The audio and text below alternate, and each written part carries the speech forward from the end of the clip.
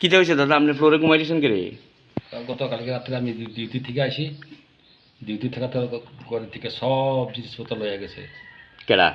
কবিতা ত্রিপুরা, কবিতা দিবরা কিতা হয় আপনি? আমার মিসেস আপনার বউ? বউ তো আপনি ঘরে কি বিছনা টিছনা সব লয়ে গেছে গা? বিছানা টিছানা সব লয়ে গেছে, আর কিছু নাই আমার কাছে। এখন গাড়িতে নিজে নিজে হয় আমি বিপদ করে গেছি। আপনি কি করেন? আমি পুলিশ চাকরি করি, ইএম রাজেশ ত্রিপুরার সঙ্গে আমি, উনি পিজি। ওই এডিসি মিনিস্টার যে রাজেশ ত্রিপুরা। হ্যাঁ, তো আপনি কালকে কোন সময় আসলেন বাড়িতে? কালকে আমি ধরেন বিকাল রাত্রে 7টার মধ্যে আগে করছি।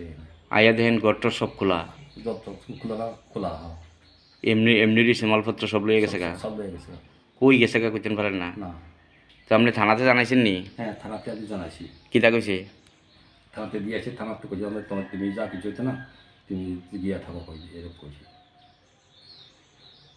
তো আপনি এই সারা রাত্র কালকে এমনি আসলেন না খাইয়া? রাত্রে খাই এমনি না, এমনি গেছি, গ্যাস ট্যাস সব লয়ে গেছে গা? সব লয়ে গেছে।